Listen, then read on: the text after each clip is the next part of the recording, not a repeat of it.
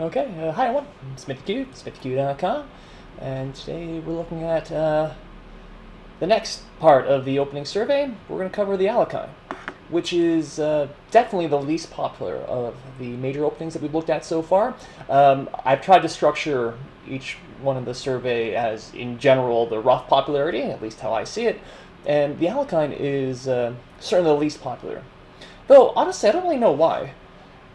It leads to its sound. It leads to unbalanced, asymmetrical positions in which black is fully capable of playing for a win. Many white players have never studied this, or they've only know it superficially, and so black has, if you do a little bit of work, you've got ample opportunity to outplay your opponent, and if you play it, 10 times, you probably have more experience than almost all the white players you're ever going to face. It's an opening that I want to look at a lot more, and I'm hoping to adopt potentially as one of my main defense against 1e4. We'll see how that goes. But so, what's the idea? And so, yesterday, or during the last video, we looked at the modern and the perk defense, where black is willing to let white completely have the center, with the idea of then counterattacking it later. This is known as the hyper-modern school of chess. This is the exact same idea, but it's on steroids. It's perhaps the purest form of the hypermodern idea, because we can see after e5, usually the knight will go to knight d5. Let's just kick the knight around some more. Look what's happened. So, black has moved nothing but his knight, white has moved nothing but the pawns. And if we look at what's called the four-pawn attack, d6, f4, take, this is... well, really what the Alekhine is all about. White, again, he has complete control of the center. These pawns are absolutely dominating. They control absolutely everything, all these squares. The thing is, he has absolutely no development. None at all. And also, he's moved his f-pawn. And so after, when black eventually plays e6, either now or usually with knight c6 first, white has to be very careful about potential queen h4 ideas coming in. White also needs to be... White needs to also be extremely careful that his king doesn't get stuck in the center, because black, he's going to eventually play e6, bishop e7, castle, or he'll play g6, bishop g7, and castle, and the idea is then to counterattack against these pawns. Notice how, sure, white's pawns, they look impressive, but this pawn cannot be protected by any other pawns. And if it ever pushes forward, let me just do a move like this. Okay, now it's protected, but then this pawn is weak, and there's nothing that's protecting it.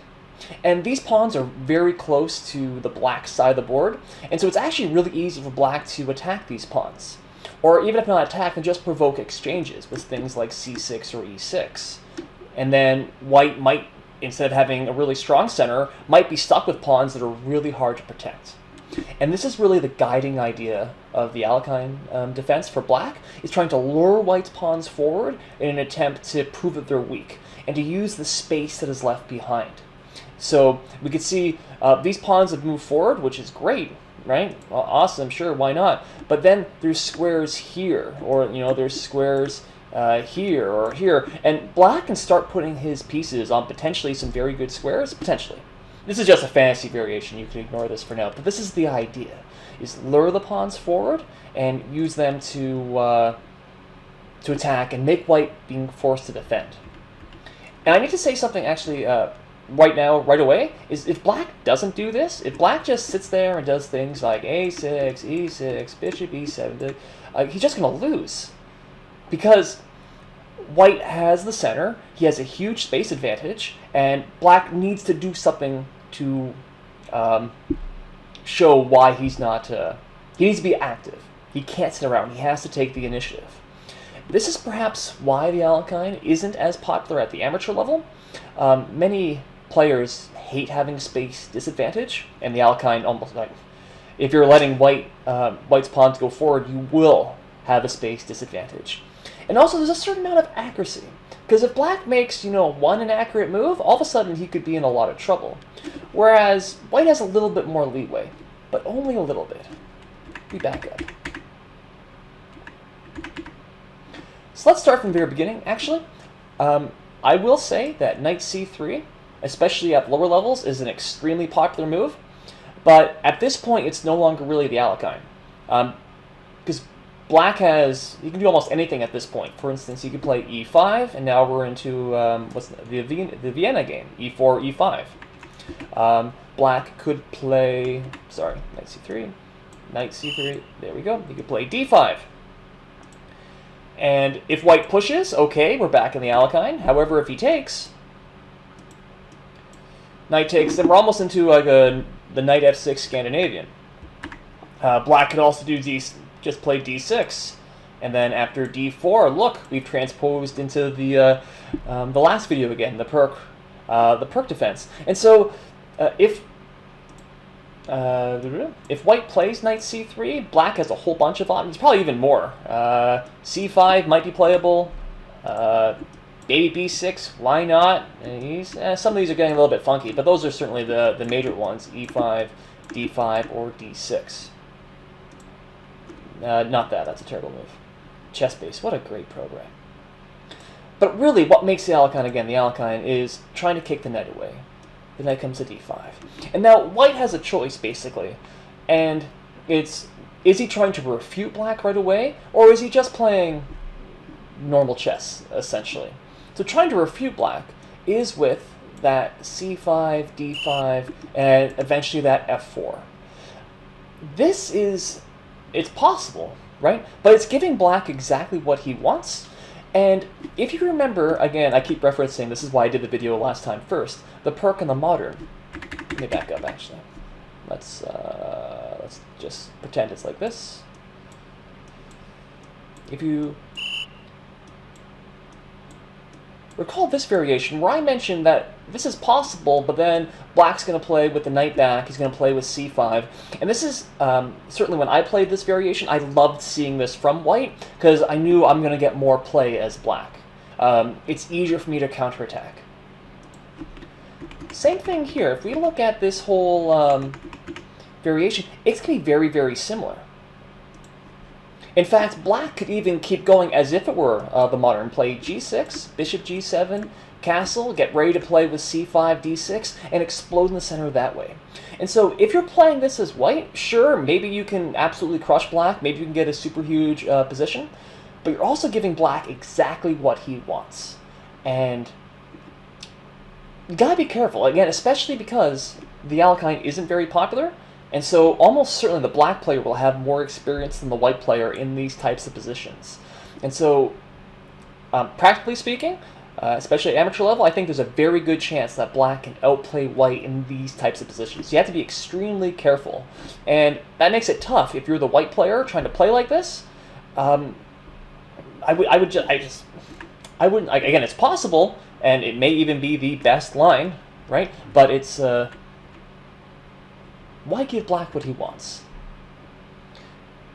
The main way is to wait with the c4 and the f4. Because if white can, again, simply develop his pieces and castle, then black will simply have a space disadvantage. So the main line is something like this.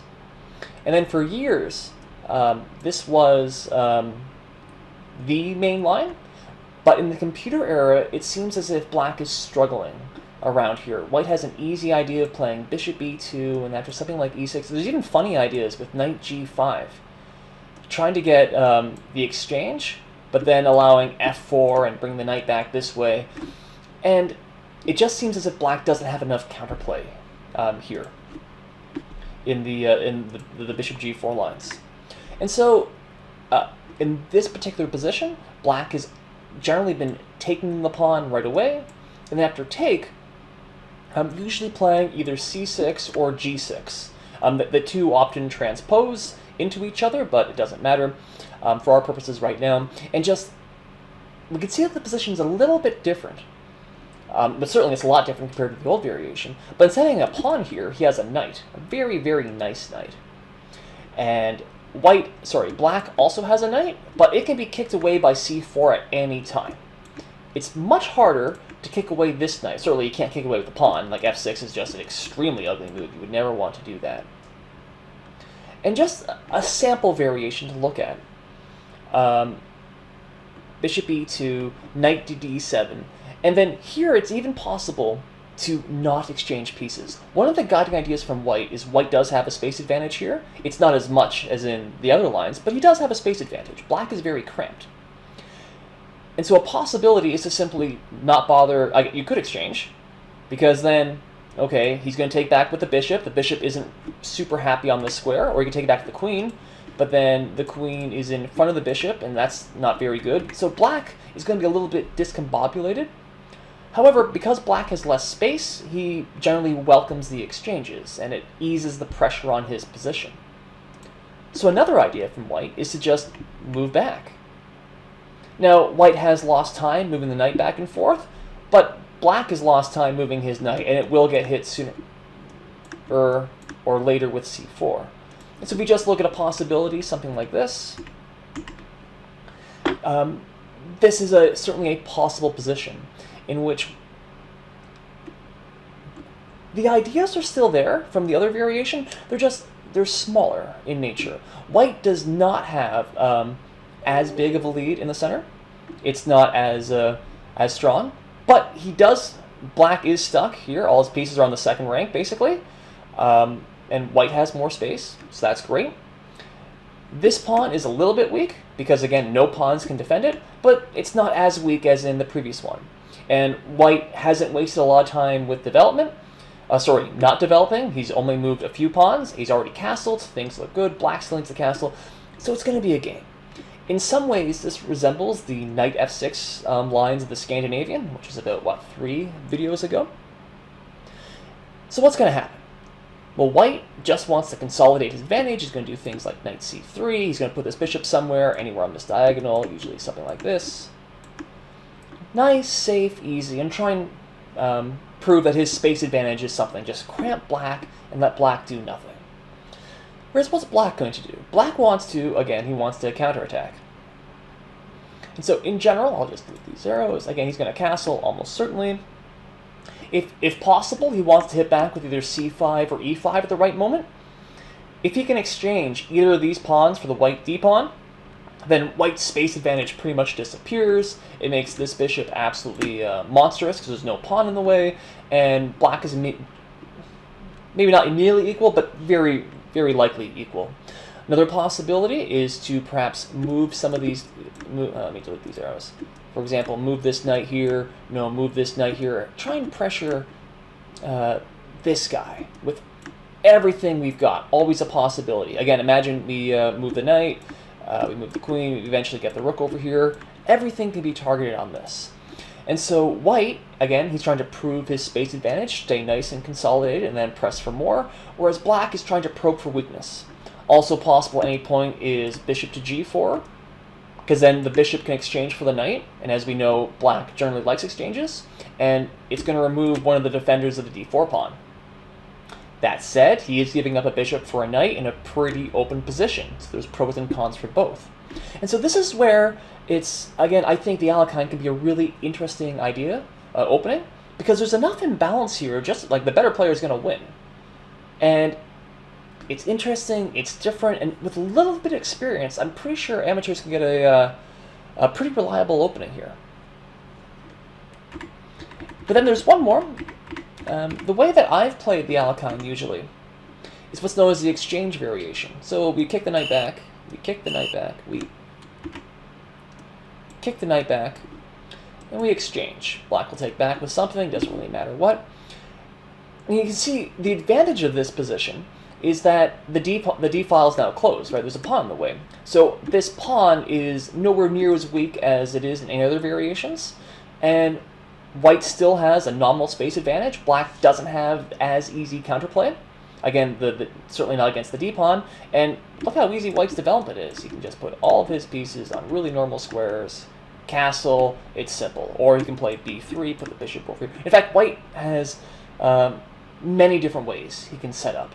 Whereas with black, again, he's a little bit cramped. He's going to be doing some of this, and just the counterplay is a bit is less in this position, and you're more fighting for sort of the long-term equality.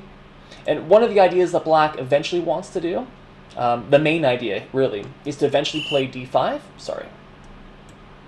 Not right now, but eventually play d5, because after take, we see white's left with an isolated pawn, and then black can pressure that.